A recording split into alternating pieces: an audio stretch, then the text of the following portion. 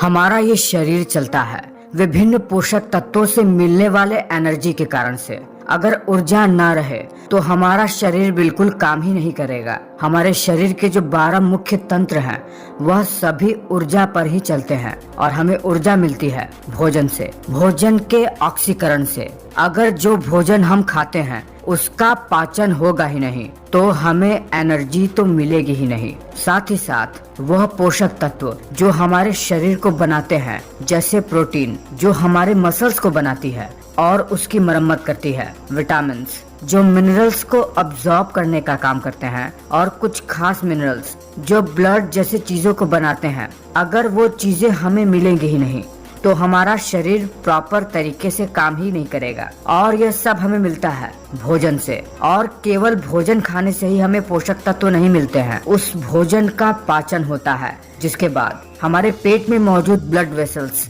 भोजन में मौजूद उन पोषक तत्वों को अवशोषित कर शरीर के विभिन्न भागों में पहुंचा देते हैं, तभी हमें पोषक तत्व मिलते हैं। तो अगर अब तक आप यह बात जानते ही नहीं हैं कि भोजन पचता कैसे है, आखिर जो खाना हम खाते हैं वो पचता कैसे है, तो अब तक आपका जीवन एक मामले में अधूरा ही है, क्योंकि यह बात आपको पता ही नहीं है कि आपका शरीर चल कैसे रहा है, आखिर शरीर में ऊर्जा का संचरण होता कैसे है। तो बिना समय गवाए, बिना फालतू की बात किए हुए आपको तुरंत बताते हैं कि हमारे शरीर में भोजन पचता कैसे है। जैसे ही जब हम अपने फूड को मुंह में डालते हैं, हमारे खाने में हमारा सलाइवा मिल जाता है और दांत भोजन को कई सारे छोटे छोटे टुकड़ों में तोड़ने का काम करता है। यह सबसे महत्वपूर्ण काम होता है, क्योंकि खाना पचने के लिए यह जरूरी होता है कि भोजन को जितना हो सके उतने छोटे छोटे टुकड़ों में तोड़ दिया जाए।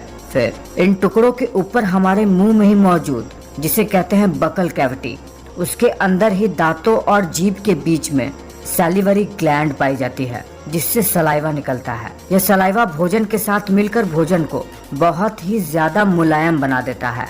सलाइवा में ऐसे केमिकल मिले होते हैं जो फूड को ब्रेक डाउन करते हैं। उसके बाद जैसे ही यह भोजन हमारे जीभ पर आता है, हमारे जीभ में मौजूद टेस्ट बर्ड्स इसके स्वाद को हमारे ब्रेन तक पहुंचाते हैं। उसके बाद ही ये स्मूथ फूड जो कि सलाइवा की वजह से हुआ है, वो भोजन की नली से होते हुए, जिसे इसोफेगस कहते हैं, एक बैग लाइक स्ट्रक्चर जो कि स्टमक होता है, वहां पर जाता है। और जैसे ही भोजन स्टमक में जाता है, वहां से शुरू होता है भोजन का असली पाचन। पर खास बात यह है कि जब हमारा भोजन हमारे भोजन नली से हमारे पेट की तरफ जाता है, तब यह एक खास प्रकार की मूवमेंट, जिसे पेरिस्टालसिस कहते हैं, उस मूवमेंट के तहत हमारे पेट में जाता है, जिसमें होता यह है कि नली अपने आप को सिकोड़ती है और फैलाती है, जिसकी वजह से फूड आसानी से पेट की तरफ चला जाता है। जैसे ही भोजन स्टमक में पहुंचता है, स्टमक इस फूड को अपने इनर लाइनिंग से निकलने वाले गैस्ट्रिक डाइजेस्टिव जूस,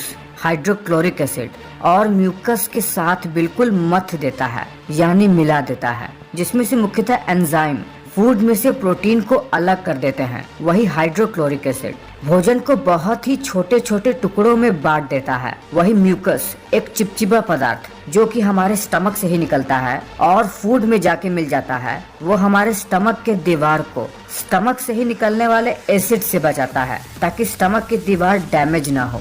स्टमक में से निकलने वाले हाइड्रोक्लोरिक एसिड की वजह से पेट में मौजूद और फूड में मौजूद कुछ हानिकारक बैक्टीरिया हमारे पेट में ही मर जाते हैं, जिससे बैक्टीरिया हमारे शरीर को बहुत ज्यादा डैमेज नहीं पहुंचा पाते हैं। अगर आप इस चित्र को ध्यान से देख पा रहे हैं तो आप देख रहे हैं कि स्टमक से जुड़ा हुआ है हमारा स्मॉल इंटेस्टाइन, यानी हमारी छोटी आंत, हमारा फूड जो कि पेट में ही मौजूद कई सारे डाइजेस्टिव गैस्ट्रिक जूस के साथ मिल जाता है। उसके बाद इसमें मिले हुए मिक्स मटेरियल को काइम कहा जाता है, और यह काइम अब स्टमक से स्मॉल इंटेस्टाइन की तरफ बढ़ने लगता है। इस पूरे प्रोसेस में लगभग 2 घंटे का समय लगता है, जो कि अलग अलग फूड पर निर्भर करता है। जैसे ही ये भोजन स्टमक से छोटी आंत की तरफ बढ़ता है, इसमें और भी कई तरीके के केमिकल रिएक्शन होने लगते हैं। हमारी छोटी आंत लगभग 7.5 मीटर तक लंबी होती है, जो कि बहुत ज्यादा कॉइल्ड स्ट्रक्चर होता है, यानी बहुत ही कॉम्प्लेक्स कॉइल्ड स्ट्रक्चर होता है हमारी छोटी आंत का। छोटी आंत भी 3 भागों में बटा रहता है। सबसे ऊपर का भाग जिसे कहते हैं डुओडेनम, उसके बाद स्मॉल इंटेस्टाइन का दूसरा भाग आता है जिसे कहते हैं जेजुनम, फिर आता है स्मॉल इंटेस्टाइन का सबसे आखिरी पार्ट इलियम।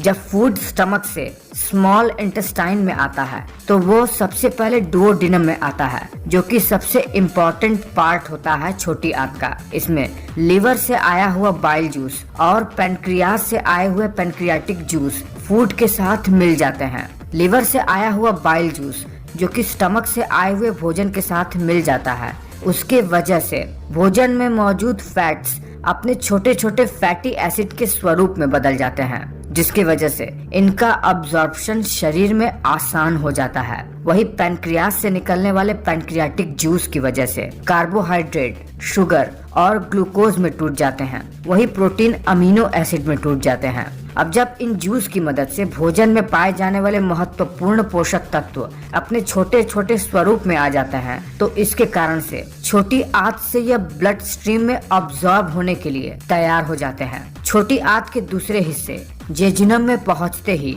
छोटी आंत के दीवार पर मौजूद छोटी छोटी फिंगर लाइक स्ट्रक्चर जिसे विलीज कहते हैं, उनमें मौजूद छोटी छोटी ब्लड कैपिलरी में इन पोषक तत्वों का अब्जॉर्प्शन शुरू हो जाता है और यह प्रोटीन, कार्बोहाइड्रेट और फैट जैसे चीजें अब ब्लड वेसल में जाकर पूरे शरीर के विभिन्न अंगों में और शरीर के बाकी के अंगों में पहुंचने लगते हैं। धीरे धीरे इनका पाचन होते ही ये भोजन छोटी आंत के तीसरे हिस्से इलियम में पहुंच जाते हैं, जहां पर इन भोजन में मौजूद मिनरल्स का भी अब्जॉर्प्शन शुरू हो जाता है, जहां से हड्डियों वाले और खून जैसे चीजों को बनाने वाले खनिज तत्व शरीर के विभिन्न भागों में पहुंच जाते हैं। इतना सब होने के बाद भोजन छोटी आंत से बड़ी आंत की तरफ बढ़ जाता है, जहां पर हमारे शरीर के लिए पानी का अब्जॉर्प्शन होता है और कुछ ऐसे मिनरल्स जो छोटी आंत में अब्सॉर्ब नहीं हो पाए थे वो बड़ी आंत में से होकर ब्लड स्ट्रीम में चले जाते हैं।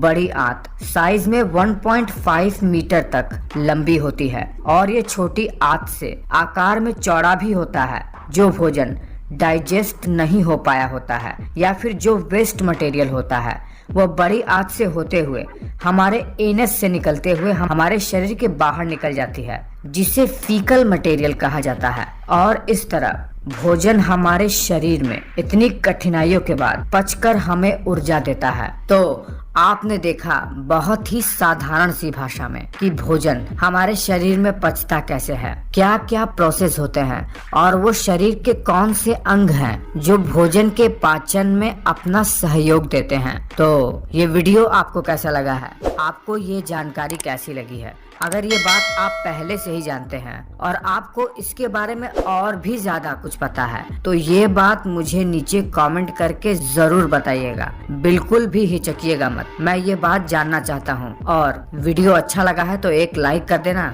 और इंतजार कीजिएगा मेरे अगले वीडियो का। उम्मीद करते हैं अगला वीडियो आपको और भी ज्यादा अच्छी जानकारी दे पाने में सक्षम हो पाएगा। मैं मिलता हूँ आपसे अगले वीडियो।